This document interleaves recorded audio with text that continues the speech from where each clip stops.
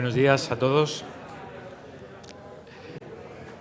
Mi nombre es Ángel Nieto, soy internista del Hospital Clínico San Carlos y tengo el placer de que la organización haya contado conmigo para moderar esta mesa en este foro tan interesante como estáis pudiendo ver en relación con la mesa anterior.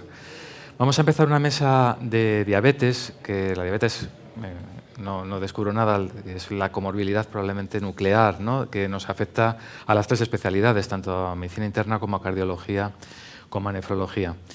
Los moderadores hemos decidido intentar ser telegráficos para no restar tiempo a nuestros presentadores y os presento de forma inmediata a Luis Cabeza, que es internista del Hospital de Lenares, un hospital mediano pero con intensa actividad asistencial desde el punto de vista de la medicina interna, y va a dar una ponencia que me parece interesantísima, que además también reúne un poco el espíritu de esta reunión, que es el paciente pluripatológico y con diabetes. Sin más, paso a Luis, cuando quieras.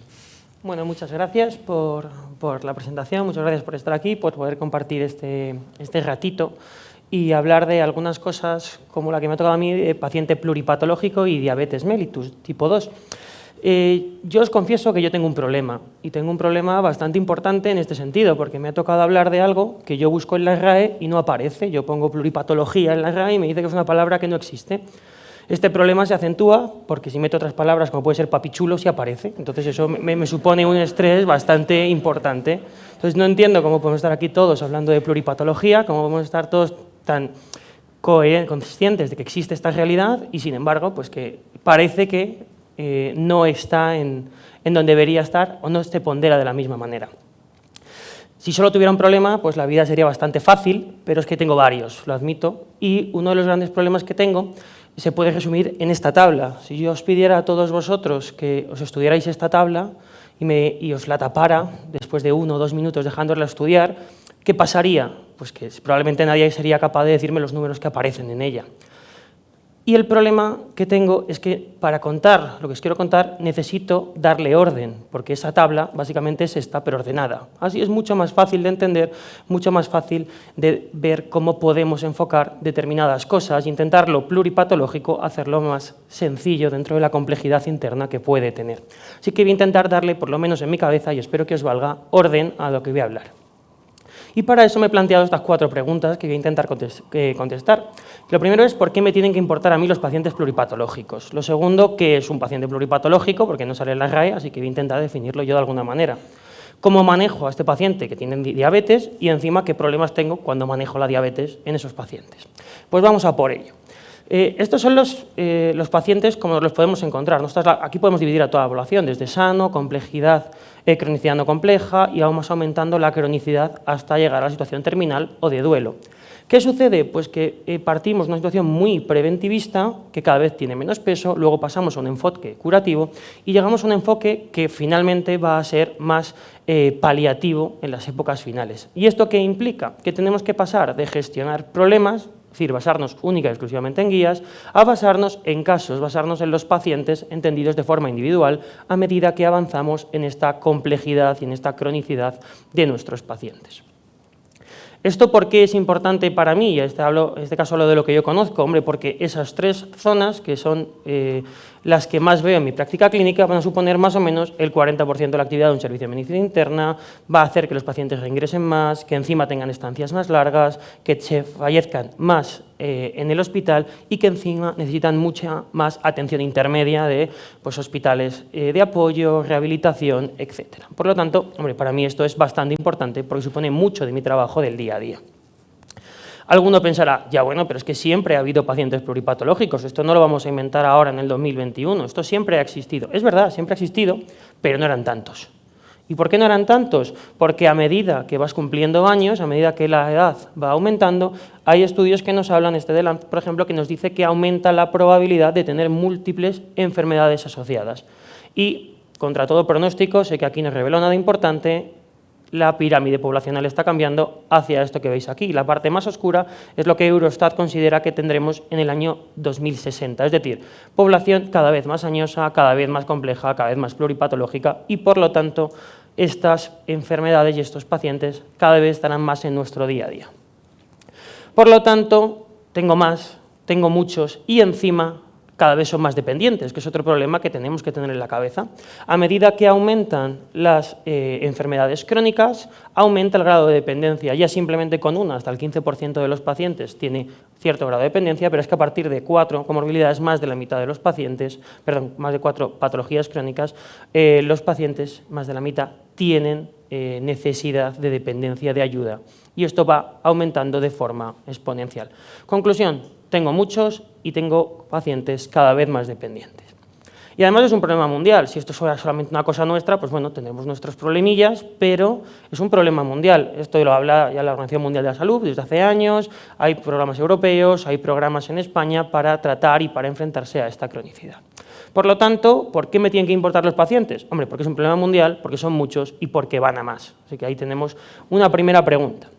Oye, ¿qué es esto del paciente pluripatológico? ¿Qué es esto del paciente crónico pluripatológico? Pues básicamente, en una declaración de Sevilla, que esto es de hace unos años, se llegó a la conclusión de que aquellos pacientes que tuvieran 2 o más de las enfermedades que ahora os mostraré de forma definida serían clasificados como pacientes crónicos. Bueno, parece bastante sencillo. Te vas a las clasificaciones y es que ves las categorías y está insuficiencia cardíaca, está enfermedad renal crónica, está fracaso respiratorio, está EPOC, está diabetes, está ataque cerebrovascular, está hepatopatía. Vamos, que es que lo difícil es no tenerlo a partir de cierta edad, ¿no? Entonces, evidentemente la cronicidad va a venir definida por tener 2 o más de estas categorías, que va a ser hasta cierto punto en los pacientes que todos tenemos en la cabeza relativamente fácil de cumplir.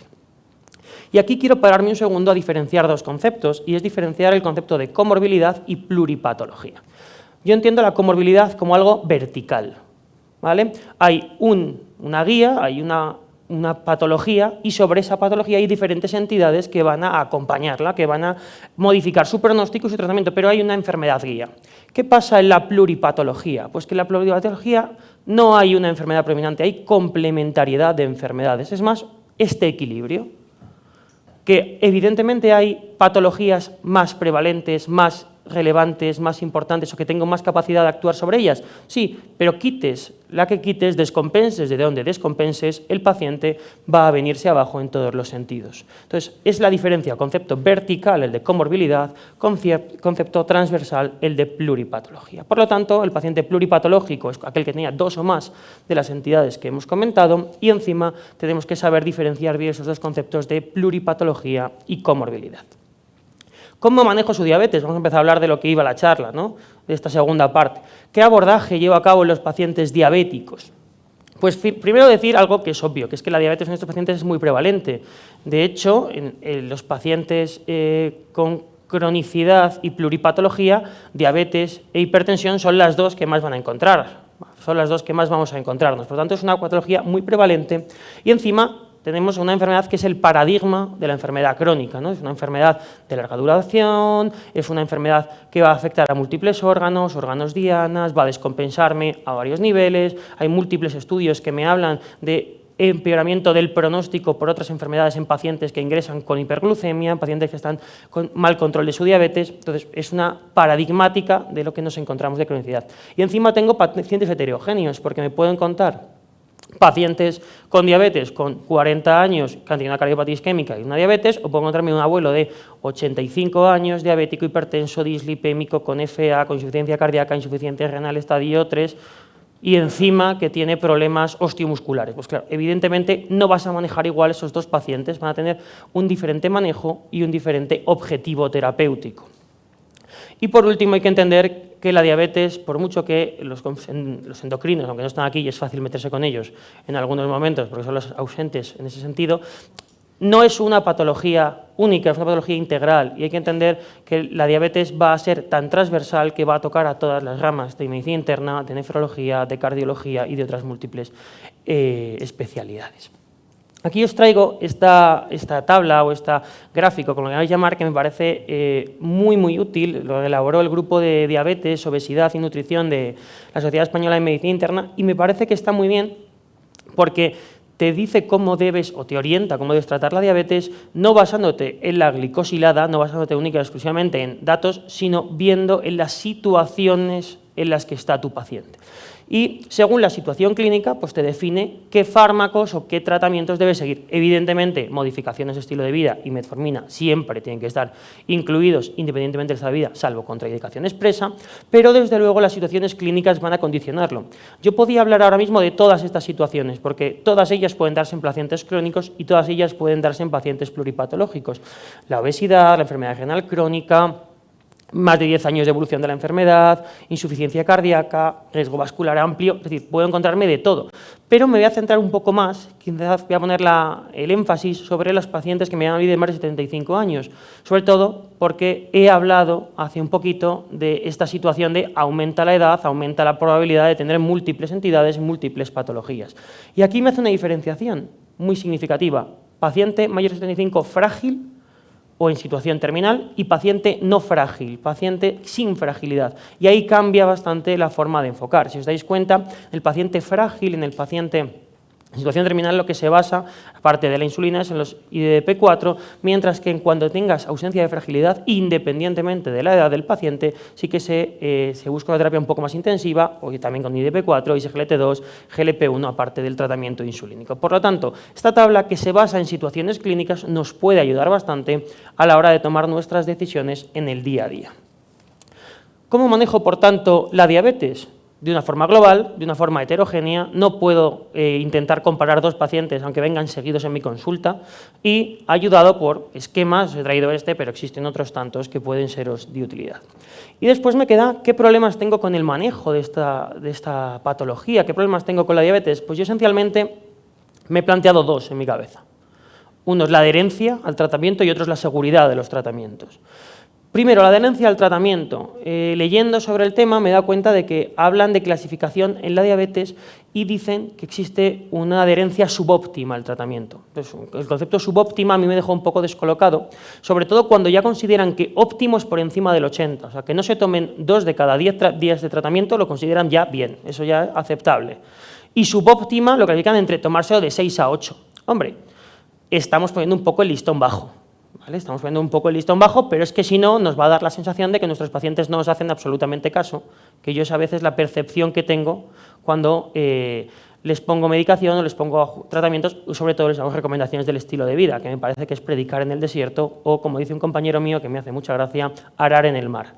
Me parece que es absolutamente imposible que tú le digas al paciente que pierda 10 kilos, le parece algo absolutamente estrambótico. Y después pasa otra cosa con la adherencia al tratamiento, que es muy difícil definirla. Aparte de eso, ¿cómo medimos que el paciente está tomando la medicación? Si coge las pastillas en la farmacia, hombre, eso es una cosa que yo lo puedo ver, que yo lo puedo testear, eso no me garantiza que se las toma, garantiza que las coge. Luego en su casa puede tener un alijo de todo tipo de pastillas. Con cuestionarios y diarios, hombre, se pueden hacer cuestionarios y diarios, pero el paciente te puede mentir absolutamente, él te puede decir que se ha tomado y no tomársela. Y después hay ya, para situaciones muy concretas y situaciones muy avanzadas que no espero tener a corto plazo en mi día a día, la píldora digital inteligente, que por ejemplo en Estados Unidos se utiliza mucho en pacientes con esquizofrenia, que tiene un mecanismo por el cual una vez que se ingiere, libera una especie de señal en la cual se registra que el fármaco ha sido administrado, ¿vale? Entonces, bueno, tenemos difícil esta adherencia porque los pacientes no se lo toman, porque los pacientes no sabemos muy bien cómo podemos establecer esa situación.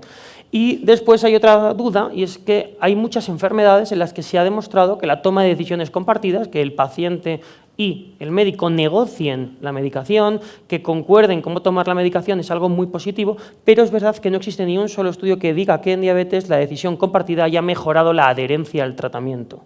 ¿Vale? Sí que es verdad que hay otras situaciones en las que tú negocies con el paciente, bueno, pues en lugar de tomarte 2 fármacos te lo voy a juntar solo en una pastilla, o vamos a intentar que el polipil... En caso de diabetes no hay ningún estudio que de momento haya mejorado la adherencia en este sentido. ¿Qué factores se relacionan con una baja adherencia o con una alta adherencia o mejorarlo? Bueno, esta diapositiva podría haberla titulado, pues quien quiere hacer algo siempre tiene un motivo y el que no siempre tiene una excusa, ¿verdad? Pues porque tomo muchos fármacos, porque he ganado peso, porque no tengo claro que sea eficaz y sea seguro tomar tantas medicaciones, porque no me llevo bien con mi médico y no me fío de lo que me pone, porque hay consideraciones económicas detrás, pues claro, pues podemos poner las excusas que consideremos asociadas. ¿Y qué factores mejoran esa adherencia? Hombre, pues intentar simplificar la complejidad de los tratamientos, cuanto menos fármacos o menos pastillas al día pueda tomar el paciente mejor, mejorar la educación sanitaria y la importancia de eso, asegurar al paciente y explicarle el por qué es beneficioso tomar ese tipo de fármacos, quizá sí que puedan mejorar esa adherencia. Por lo tanto, es importante tener esa adherencia clara y nos queda la seguridad. Y aquí he hecho simplemente una breve reseña de algunos fármacos que en pluripatología, en cronicidad, en esto que estamos hablando, en el manejo de la diabetes, pues hay que comentar. Por ejemplo, la metformina, pues evidentemente es seguro y es muy útil, nadie vamos a discutir eso. Evidentemente, y más en un marco en el que hay compañeros nefrólogos, cuidado con el riñón cuando estés con la metformina, según cómo esté el filtrado, usarla de una manera u otra. Y también con la vitamina D, que en pacientes más añosos se ha visto que asocia un déficit de vitamina D y que quizás hay que suplementarla. Y DPP4, pues evidentemente ya hemos visto que mayores de 75 años con amplia fragilidad tienen eficacia, seguridad y sencillez, quizás son menos potentes que otros fármacos para el control estricto de la diabetes, pero bueno, estamos en otro punto en ese sentido. Los GLP-1, pues hombre, son una opción que está ahí, sobre todo para los obesos, es algo que les encanta a los pacientes, ¿no? Tú, un paciente, no te hace ni caso en la dieta, pero oye, no le pongas un tratamiento que le haga ganar 300 gramos, que entonces va a venir enfadado a ti a la consulta. Esto le gusta porque lo ven. ¿Problema? Pues probablemente si hablamos de gente anciana, de gente añosa, la administración se les puede complicar, porque no es una administración oral en este caso, y también porque en algunos pacientes que vemos desnutridos, con sarcopenias, etcétera, esa pérdida de apetito quizá no es algo que nos interese o que busquemos en esos pacientes. Respecto a los ISGLT2, no me voy a extender porque ahora vamos a hablar, la compañera va a hablarnos de forma más extendida de ellos, pero evidentemente hay beneficio renal, beneficio cardiovascular, no descubro nada con eso. Quizás hay que hacer un seguimiento más estrecho de estos pacientes inicialmente y explicar a los compañeros que si deteriora un poco función renal al inicio no hay que agobiarse. Y respecto a la insulina, pues claro, desde luego es la más fisiológica de todas, pero hay que tener un control estricto de la glucemia para evitar efectos secundarios asociados. ¿Qué fármacos yo no recomendaría en estos pacientes? Desde luego ni secretagogos, ni bioglitazonas, ni inhibidores de la alfa-glicosidasa, ni sulfonilureas en estos pacientes porque creo que no tienen sentido en este paciente pluripatológico, salvo situaciones muy concretas. Por lo tanto, terminando de contestar las preguntas, ¿qué problemas tengo? Sobre todo la adherencia y la seguridad. Así que, ¿por qué me tiene que importar esto? Porque son muchos pacientes, van a más y es un problema mundial. ¿Qué es un paciente? Aquel que pluripatológico, aquel que cumple 2 o más criterios, 2 o más enfermedades crónicas, diferenciando bien el concepto de pluripatología y comorbilidad, manejar la diabetes de forma individual, de forma global, asumiendo la heterogenicidad entre los pacientes y basándonos quizás en esquemas de situación clínica y teniendo mucho cuidado con los 2 grandes problemas que tenemos, o bajo mi punto de vista podemos tener, que son la adherencia al tratamiento que nosotros pautamos y la seguridad de los tratamientos que utilizamos. Y como no todo iba a ser malo, evidentemente, por mucho que mis pacientes sigan llamándolo diabetes, la diabetes tampoco aparece en la RAE, así que me quedo tranquilo en ese sentido. Agradeceros que estéis aquí, que hayáis escuchado esta charla y me gusta mucho esta cita que dice que afirman que el genio es la capacidad infinita de tomarse molestias. Creo que estar aquí un sábado, que dedicar un sábado a esto y preocuparnos por los pacientes os convierte a todos vosotros en genios, así que muchas gracias por estar aquí y doy paso a los demás ponentes.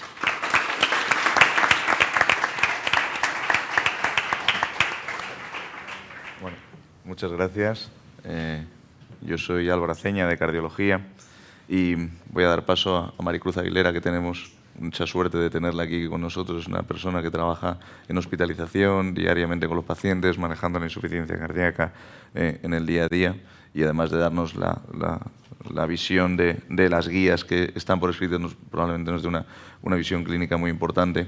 Porque yo creo que los cardiólogos hemos aparecido en el mundo de la diabetes en el último periodo de tiempo. Antes no estábamos por aquí, casi nunca nosotros decíamos la diabetes que la lleve el de atención primaria o el endocrino, no nos mojábamos mucho en parte porque los tratamientos para la diabetes conseguíamos que bajara el azúcar, pero no conseguíamos un claro beneficio en nuestros enfermos y no nos sentíamos cómodos con ello ni nos gustaba hacer seguimientos de glucemias y de perfiles que no era algo en lo que nos sentíamos cómodos. Ahora muchos de ellos quizás no son los mejores fármacos bajando el azúcar y los utilizamos en circunstancias que los endocrinos consideran que son muy malos antidiabéticos orales, pero porque creemos que de lo que vamos a hablar, que son por ejemplo los ISGLT2, son fármacos cardíacos que como efecto secundario bajan el azúcar. Es un poco mi percepción de estos fármacos y damos paso a Maricruz para ver qué que nos cuente. Bueno, en primer lugar, pues muchísimas gracias por invitarme a participar en esta reunión, porque la verdad que me parece muy interesante poder compartir diferentes puntos de vista entre distintos especialistas sobre patologías que al final pues, nos atañen a todos. Efectivamente, como ha dicho Álvaro, yo voy a hablar de los ISGLT2, que son la gran novedad de las guías de insuficiencia cardíaca que se han presentado este año. En estas guías, dapagliflozina y empagliflozina se posicionan como el cuarto pilar de tratamiento pronóstico en los pacientes con insuficiencia cardíaca con fracción de eyección reducida. Tienen una indicación 1A y, por tanto, se convierten en un objetivo de tratamiento para todos estos pacientes. Los beneficios de estos fármacos ya empezaron a verse en los estudios que se hicieron en pacientes diabéticos.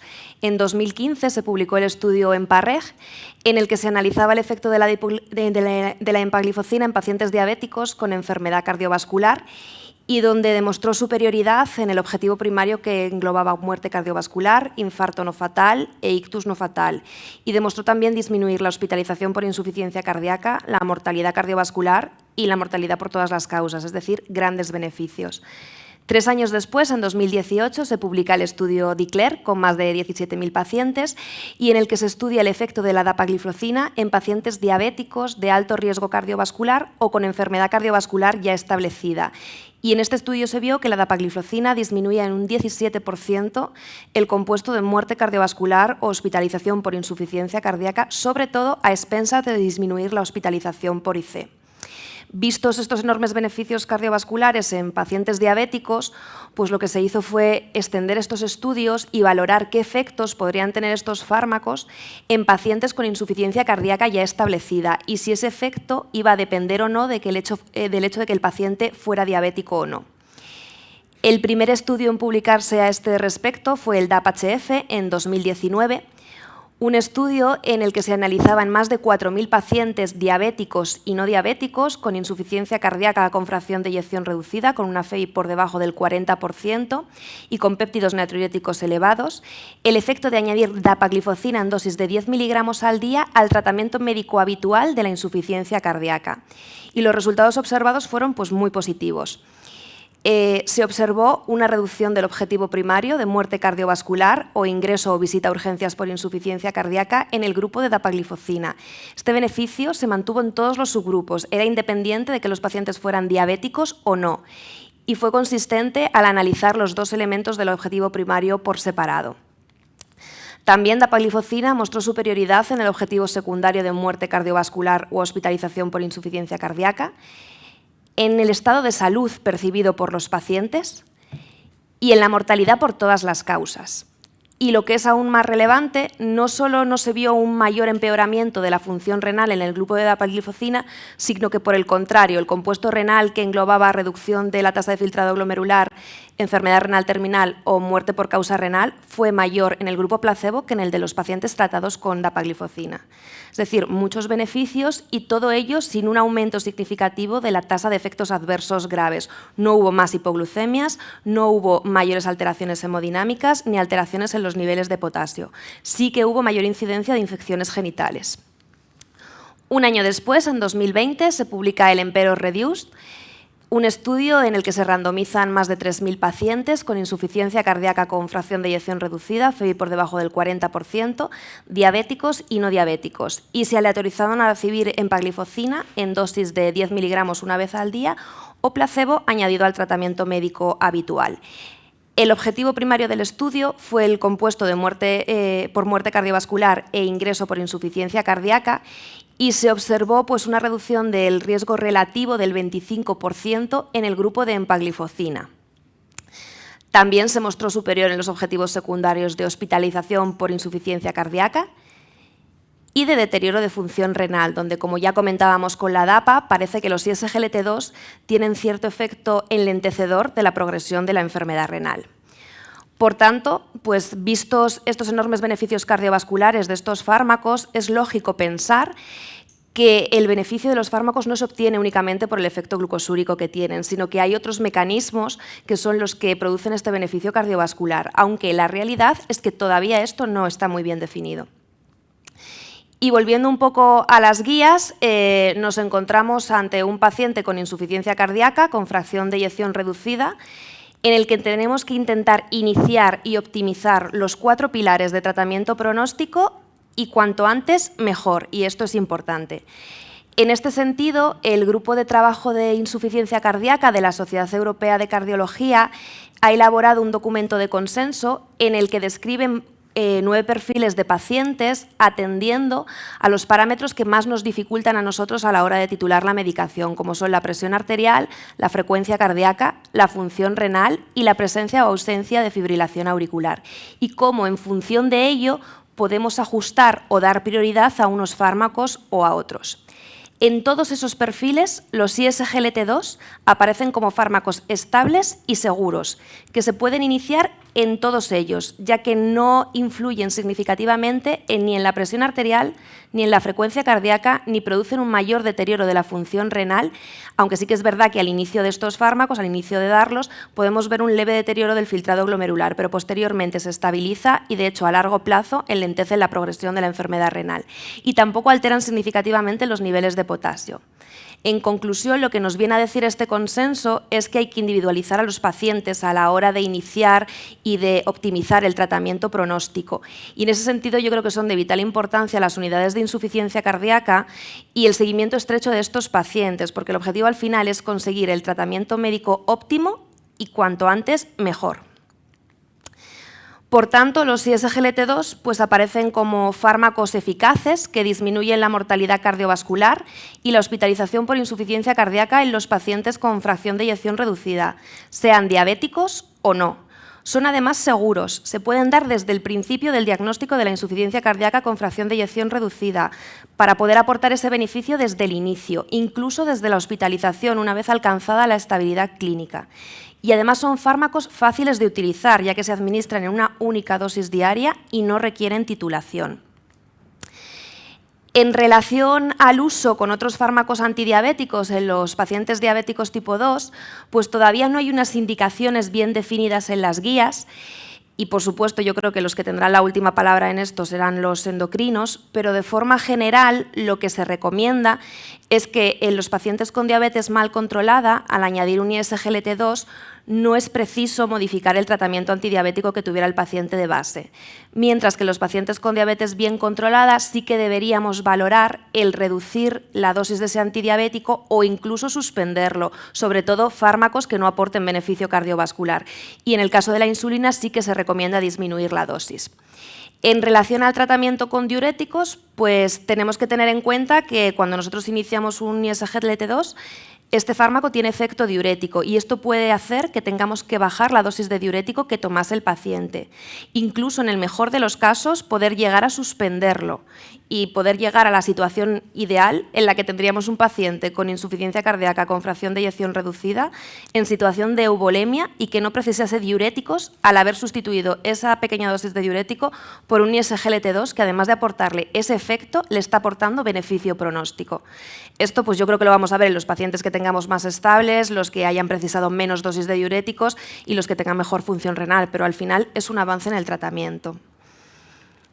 Y por último, me gustaría comentar los resultados del estudio Emperor Preserved, que lamentablemente no han llegado a tiempo para las guías de insuficiencia cardíaca de este año, pero que yo creo que son especialmente relevantes porque arrojan un poco de luz en el campo de la insuficiencia cardíaca con fracción de eyección preservada. Es un estudio con casi 6.000 pacientes con insuficiencia cardíaca con fracción de eyección preservada, con FEBI por encima del 40%, con péptidos natriuréticos elevados y diabéticos y no diabéticos, y en el que lo que se analiza es el efecto de añadir empagliflozina en dosis de 10 miligramos al día al tratamiento convencional de la insuficiencia cardíaca. Y los resultados, la verdad es que han sido bastante alentadores. Se ha visto en el grupo de empagliflozina una reducción del objetivo primario de muerte cardiovascular o ingreso por insuficiencia cardíaca y también del objetivo secundario de hospitalización por insuficiencia cardíaca. Por tanto, pues bueno, se nos abre una nueva vía de tratamiento dentro de la insuficiencia cardíaca con fracción de eyección preservada, que al final es un mundo donde tampoco contábamos con grandes evidencias científicas y tenemos que ir viendo qué más resultados nos darán los ISGLT2. Muchas gracias.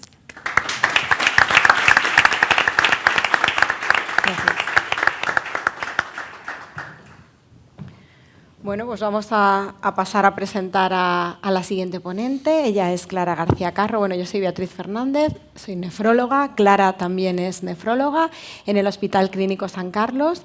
Y vamos a hablar un poco sobre los agonistas del receptor del GLP-1, que para nosotros también son un fármaco relativamente nuevo. Y además es un fármaco que inicialmente lo utilizaban los endocrinos por sus múltiples beneficios y además por el descenso tan significativo que tiene de la hemoglobina glicosilada y además sobre el peso. Pero es que ha visto efectos muy beneficiosos tanto a nivel cardiovascular como a nivel renal. Y a nivel renal quizás sean los efectos que menos conozcamos. Y yo creo que hoy Clara, que es además una persona que trabaja muchísimo en el grupo GENDIAB, que es el Grupo Español de Estudio de Nefropatía Diabética, nos va a poner de manifiesto cuáles son todos estos efectos a nivel renal que probablemente algunos no conozcamos del todo. Gracias, Clara. Bueno, muchas gracias, Bea, y gracias a la organización por invitarme. Me parece una iniciativa fantástica este foro en el que podemos debatir y estar juntos especialidades que al fin y al cabo hablamos todos los días y que estamos en contacto en el hospital siempre, pero nunca nos encontramos en foros así científicos.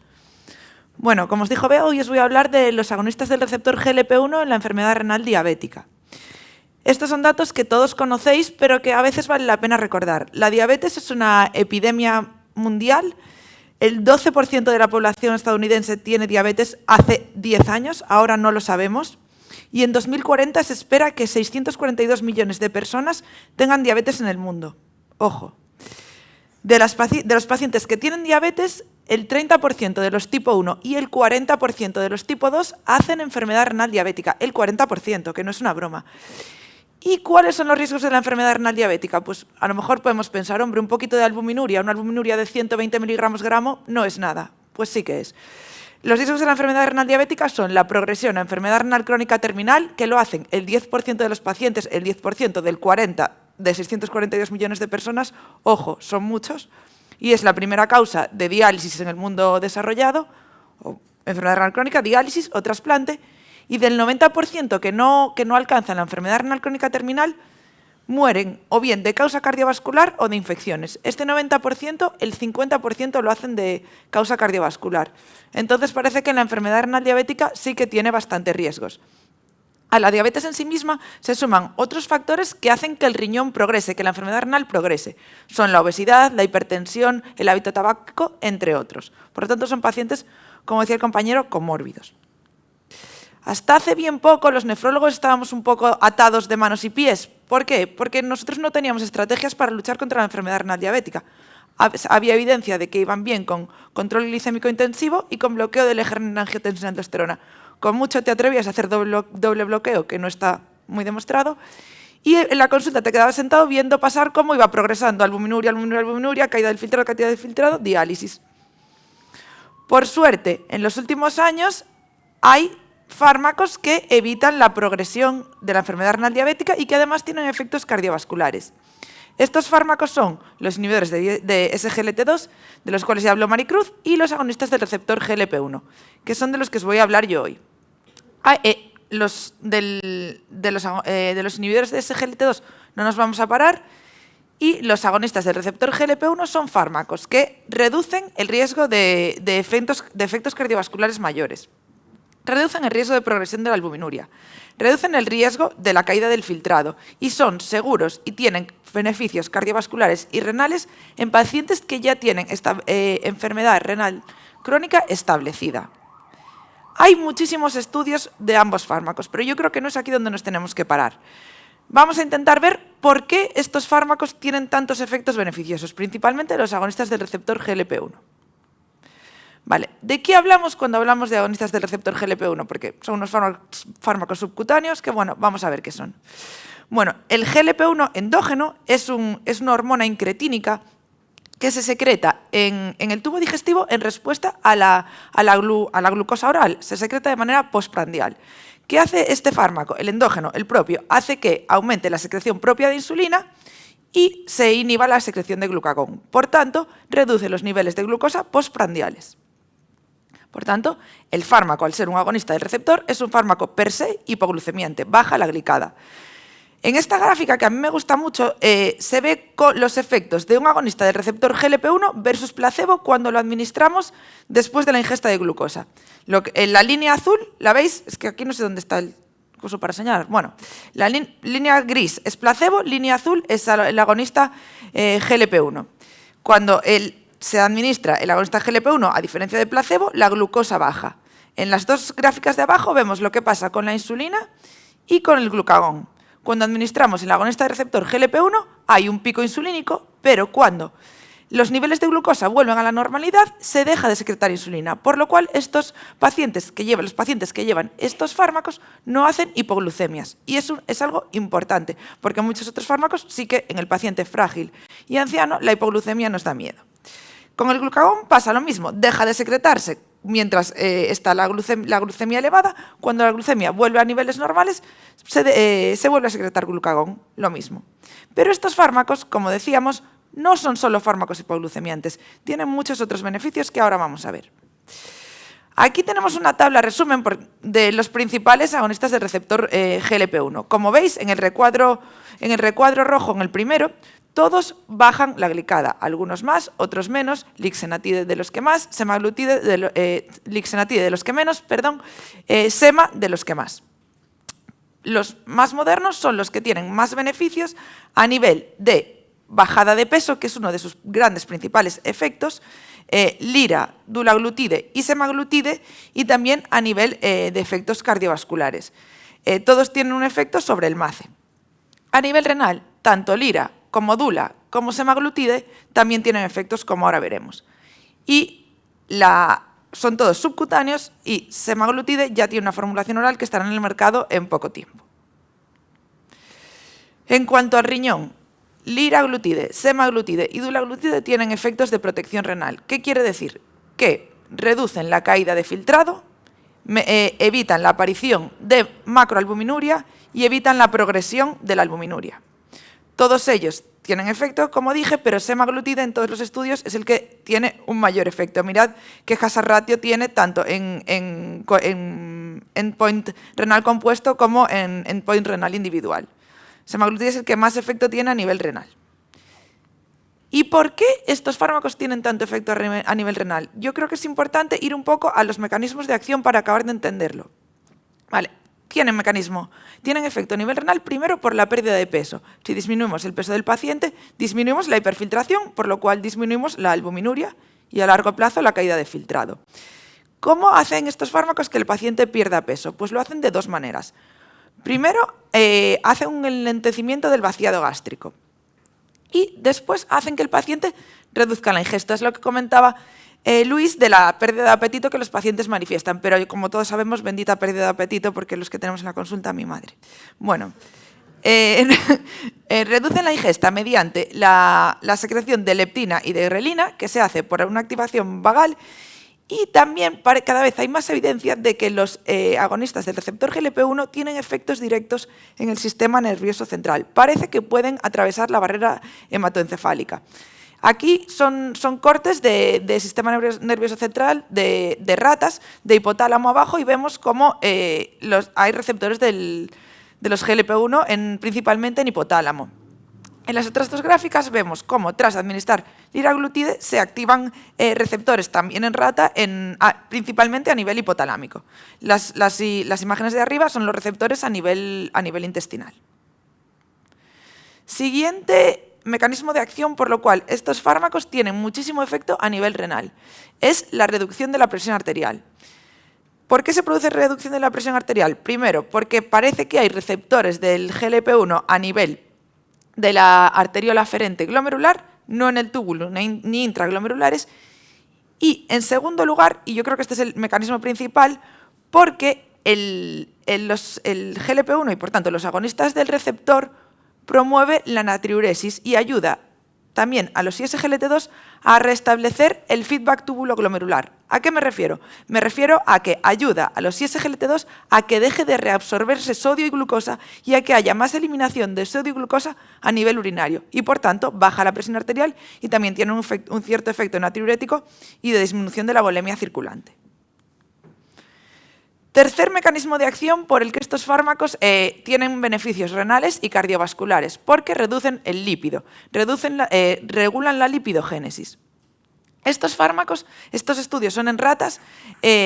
Primero se ve cómo el peso que pierden las ratas cuando se administra el agonista del receptor GLP-1 es a expensas de pérdida de grasa, no solo de pérdida de agua circulante, de líquido libre, y también se ve cómo cuando estos fármacos se administran en ratas y se comparan con la administración de placebo, no solo disminuyen la cantidad de grasa, sino que reducen el tamaño de los adipocitos. Y como todos sabéis, adipocitos grandes, inflamación, fibrosis renal.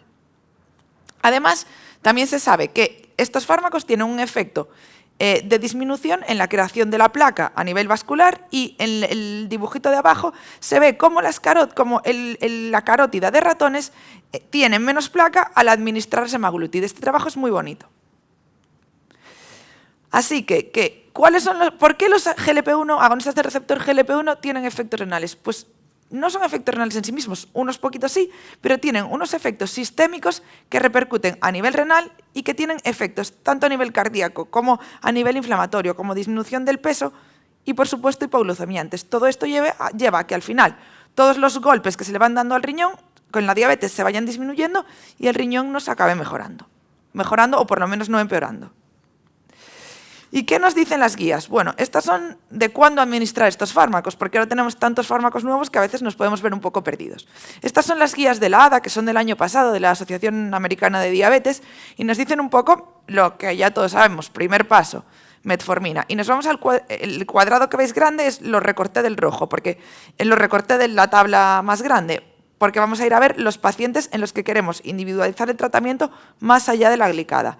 En estos pacientes tenemos que mirar, primero, si tienen factores de riesgo para enfermedad ateroembólica, fallo cardíaco o enfermedad renal crónica. Vámonos a la enfermedad renal crónica o enfermedad renal diabética, porque son diabéticos. En estos pacientes, ¿qué fármacos se nos indican después de la metformina? Pues ISGLT2 o agonistas del receptor GLP-1 como segundo fármaco. En los pacientes que tienen enfermedad aterosclerótica establecida o factores de riesgo para la enfermedad aterosclerótica, también agonistas GLP-1 o inhibidores del receptor inhibidores SGLT2. Hay un estudio muy bonito que nos habla de qué pool de pacientes tienen margen de tratamiento con estos fármacos, basándonos en esto. Pues en Estados Unidos, en un estudio hecho en primaria, el 33% de los pacientes diabéticos serían tributarios de recibir o bien un agonista receptor GLP-1 o bien un ISGLT2, basándonos en las guías. Pero desde luego yo creo, o por lo menos mi experiencia en la consulta, no, el 33% de los pacientes tributarios no lo llevan, y aquí sí que tenemos labor que hacer porque tenemos que cambiar un poquito la inercia terapéutica. Este es otro algoritmo que está publicado hace poquito en el CJSON y que ya se basa directamente en la enfermedad renal diabética, ya no nos habla de todos los diabéticos en global. En un paciente con enfermedad renal diabética, a la hora de tratarlo, lo primero en lo que nos tenemos que fijar es no en el filtrado ojo, sino en si el paciente es albuminúrico. ¿Tiene albuminuria A3? Sí, vale. ¿Tiene un filtrado mayor de 30 y SGLT2? Y si no va, añadir agonista del receptor GLP-1. Tiene un filtrado menor de 30, directamente agonista del receptor GLP-1. Si no tiene albuminuria A3, pero tiene insuficiencia cardíaca, inhibidores del ISGLT2, cuando hay enfermedad aterosclerótica o alto riesgo, ya GLP-1 o agonista del receptor GLP-2, y cuando la proteinuria es entre A2 a 3, pues en función del filtrado, igual que cuando es A3. ¿Qué nos dicen nuestras guías, las de nefro, las que digo, de la enfermedad renal diabética? Pues vienen a decirnos un poco lo mismo. Primer paso, actividad física, nutrición y pérdida de peso, que a ver cómo lo conseguimos. Primera línea, metformina hasta filtrados de 30, en filtrado de 30 hay que pararla. Segunda línea, inhibidores del receptor ISGLT2 hasta filtrados de 30, con el DAPA-CKD podemos ir hasta filtrados de 25 con DAPA. Segunda línea, si no necesitamos, para control glucémico, pero veremos que no solo para control glucémico, agonistas del receptor GLP-1 como preferencia. ¿Cuándo? Pues en este circulillo, esta diana, a mí me encanta porque creo que nos indica muy bien cuándo hay que dar cada fármaco. Cuando haya fallo cardíaco y ya llevemos metformina y SGLT2, agonistas del receptor GLP-1. Cuando alto riesgo de enfermedad aterotrombótica, agonistas del receptor GLP-1. ¿Queremos bajar glucosa? Agonistas del receptor GLP-1. ¿Queremos evitar las hipoglucemias? Agonistas del receptor GLP-1. ¿Queremos evitar pinchazos? Ahora ya tenemos agonistas del receptor GLP-1 vía oral. Tenemos, bueno, en nada. ¿Queremos pérdida de peso? Agonistas del receptor GLP-1. O sea que yo creo que son unos fármacos que tienen potencial más que demostrado. Y esto es un gráfico que me inventé yo un poco porque también para intentar enseñarle a los residentes cuándo. Metformina hasta filtrados de 30, inhibidores del SGLT2 hasta filtrados de 30 a 25, depende de cuál, que se pueden continuar hasta diálisis. Hay que añadir agonistas del receptor GLP-1 cuando haya poco control glucémico, cuando haya ateroesclerosis o alto riesgo, cuando el paciente tenga obesidad o sobrepeso o cuando queramos incrementar la protección cardiorrenal. Se pueden iniciar hasta filtrados de 15 y entre filtrados de 25 y de 15 son casi nuestra única baza con algo de protección cardiorrenal, no solo hipoglucemiantes. ¿Qué hay que tener en cuenta cuando los iniciamos? Hay que parar el IDPP4 porque van por la misma vía. Si el paciente lo tienes bien controlado de glicada y va con insulina, hay que bajar la insulina entre un 10 y un 20%. Hay que advertir al paciente de ese malestar gástrico que dan al principio y esa falta de apetito, pero que aguante un poquito, que luego va bien. Y en pacientes que tengan enfermedad pancreática hay que evitarlos. Mi recomendación, y esto quizás un poco atrevido por mi parte, en enfermedad renal diabética tenemos que irnos a la triple terapia. Es la única cosa que podemos hacer para evitar la progresión, porque los pacientes se nos van a diálisis. Es decir, no estamos para jugar un poquito, hay que reducir la albuminuria. La triple terapia es el futuro y vendrá la cuádruple. Porque ¿qué pacientes de los nuestros no tienen riesgo de enfermedad aterosclerótica? ¿Cuáles no tienen sobrepeso u obesidad? ¿O en cuáles no quieres hacer protección cardiorrenal? Yo creo que queremos en todos. Como conclusiones, los agonistas del receptor GLP-1 son fármacos nuevos en el tratamiento de la enfermedad renal diabética que tienen beneficio cardiorrenovascular más allá de su potencial hipoglucemiante, al igual que los ISGLT2. A diferencia de los ISGLT2, tienen un perfil hipoglucemiante mayor con poco riesgo de hipoglucemias, tienen beneficios sistémicos en cuanto a disminución de peso, control de presión arterial y efectos en el control de los lípidos, y los beneficios renales son tanto por acción directa renal como derivados de sus efectos sistémicos. Disminuyen la aparición de macroalbuminuria, disminuyen la albuminuria persistente y tienen efectos en la caída de filtrado y en el inicio de tratamiento sustitutivo renal. Ahora, si nos da miedo en la vía subcutánea, ya tenemos disponibilidad de vía oral la semaglutida en nada.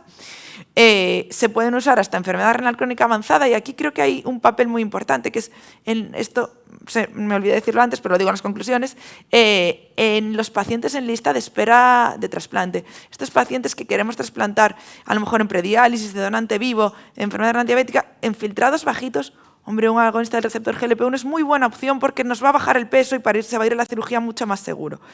Y que yo creo, y que las guías nos lo van a decir en muy poco tiempo, que en enfermedad renal diabética hay que hacer triple terapia individualizando según filtrado, metformina, ISGLT2 y agonistas del receptor GLP-1. Y esto es todo, muchas gracias.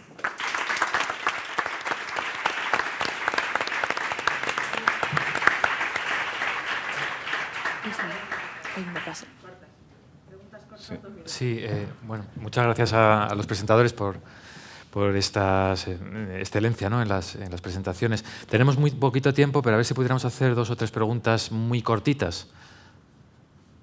Ahí hay una. Y ahí 2, 3. No sé si hay un micrófono para allá. Vale. Yo soy Juan Gómez, soy cardiólogo. Primero agradecer y lo bonito que es, o que me está permitiendo ver cómo en torno a un mismo tema, en este caso la diabetes, distintos especialistas de su experiencia. Gracias, Álvaro. Como varios especialistas hablan de un mismo tema, cada uno de su punto de vista. Me parece que es algo súper bonito. Yo tenía una pregunta para Clara, la nefróloga. Yo, como te he comentado, soy cardiólogo y los ISGLT2 son fármacos que ya llevan mucho tiempo utilizándose en la unidad de insuficiencia cardíaca, pero es cierto que los agonistas del receptor GLP-1 nos está costando más. No sé si es generalizado, pero por lo menos un grueso de cardiólogos con los que hablo nos cuesta más. pues desde la inexperiencia que te hace que te cueste ponerlo, luego cómo hacer el seguimiento, y lo que buscamos es romper ese círculo vicioso, puesto que ya sabemos que tiene un claro beneficio desde el punto de vista cardiovascular.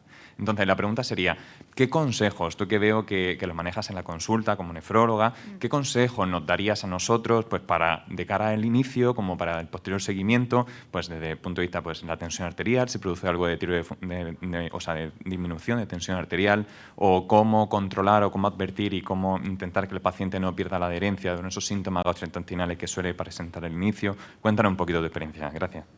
Vale. Bueno, yo creo que son unos fármacos que son bastante seguros de iniciar. No es como los SGLT2, que a lo mejor, que ahora que ya tenemos más experiencia, nos da menos miedo esa caída de filtrado. Estos no te hacen efecto en el filtrado. Yo creo que quizá lo principal es, si el paciente va con insulina, que muchas veces luego se la podemos retirar, es bajarle. O sea, bájale si el paciente está bien controlado, bájale un 20% de la insulina basal, porque si no, se te va a hipoglucemiar por la insulina, no tanto porque va a bajar mucho la glicada.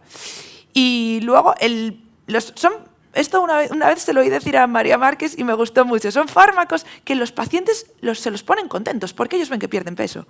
Y es verdad, hay que avisarlos de que le va a dar esa náusea al principio. Si los pacientes no lo toleran muy bien, a lo mejor hay que subir la dosis más lentito, pero avisarlos de que eso le va a dar al principio y que luego no. Que intenten hacer comidas ligeras, no comidas muy copiosas, pero en general no son unos fármacos como diuréticos o como otros que nos hagan estar muy encima. No, son fármacos bastante seguros y que, concho, que tú se lo ves al paciente, que te viene y te bajó peso y ves que y la albuminuria la ves que baja, que dices, ay, pues mira, pues es verdad. Sí, sí. Yo creo que son fármacos que hay que perderles un poco el miedo, porque quizá tienen la cosa de subcutánea, ¿qué tal? Pero que no, que hay que perderles el miedo y son cómodos. Una vez a la semana es cómodo, sí. ¿Hay otra pregunta ahí?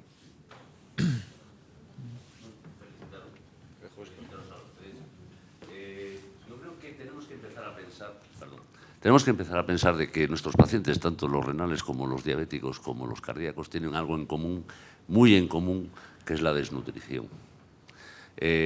Tenemos que empezar a pensar a tener ayuda o tener una consulta o tener una unidad donde incorpore un nutricionista, porque la desnutrición en el paciente cardiológico, todo el mundo conocemos la caquexia cardíaca, conocemos la desnutrición en la enfermedad renal, y es cuestión de, por ejemplo, nosotros tenemos una consulta los viernes de consejo dietético y creo que es fundamental a la hora de poder orientar a los pacientes para que no tengan ni las complejidades o los problemas derivados de la nutrición, y sí que, sin embargo, mantener con los fármacos que tenemos un consejo asociado para la disminución de peso y mejor nutrición. Y en cuanto a los GLP-1, pues bueno, hay que tener cuidado con la hipoglucemia, porque los pacientes hay que ir con la escalada de los del fármaco, la semaglutida, poco a poco.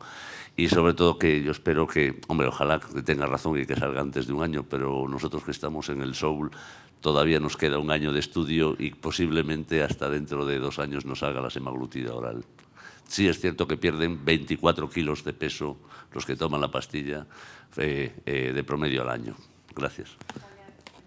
Sale ya, después de Navidad. Sí. En enero sale, sí. Sí, sí. Está ahí ya. Bueno, pues no sé yo... Lo que pasa es que el SOUL es en paciente renal, pero ya sale en enero. Y ya por último, la última pregunta. Sí. Está... Sí, perdón.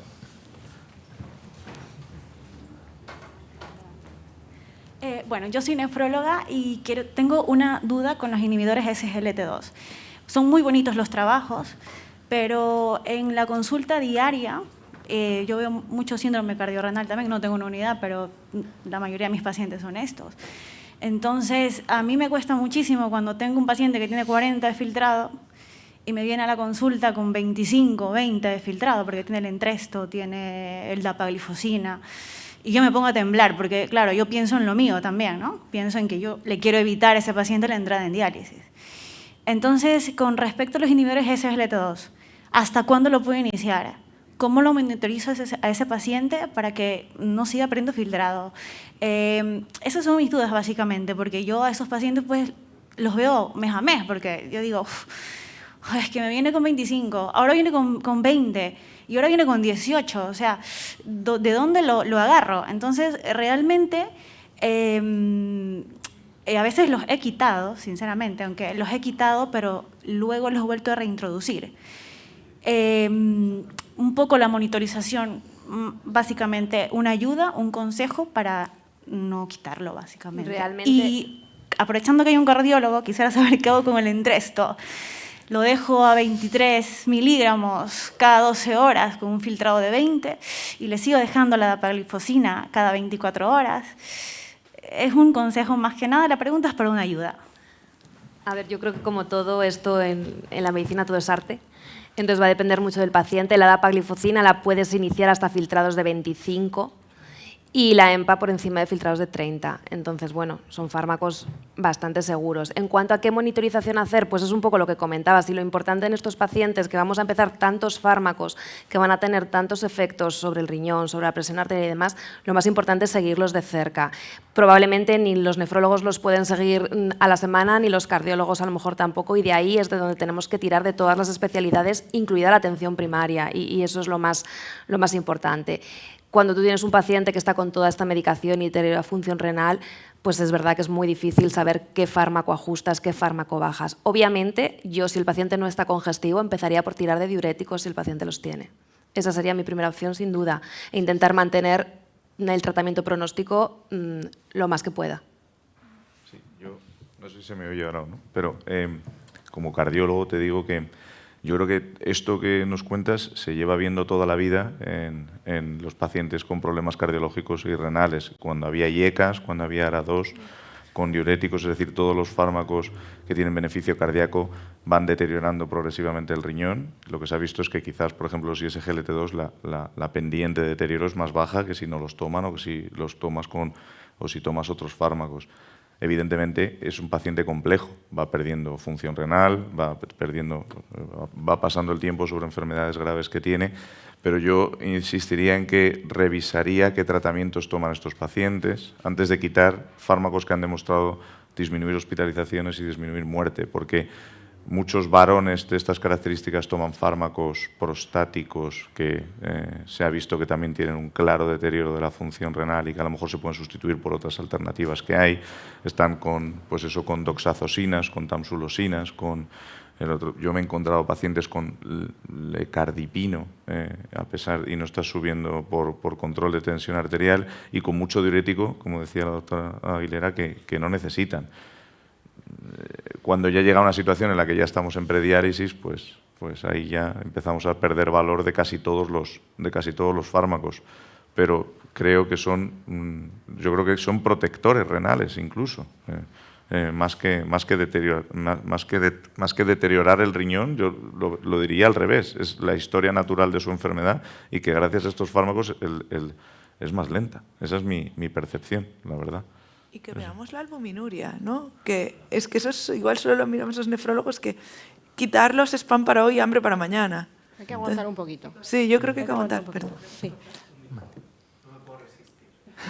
Es que es un caso real, entonces necesito que me ayudes, por favor. Es un paciente con muy mala función ventricular, que está en mala tensión, que encima está con metalogreante, IECA.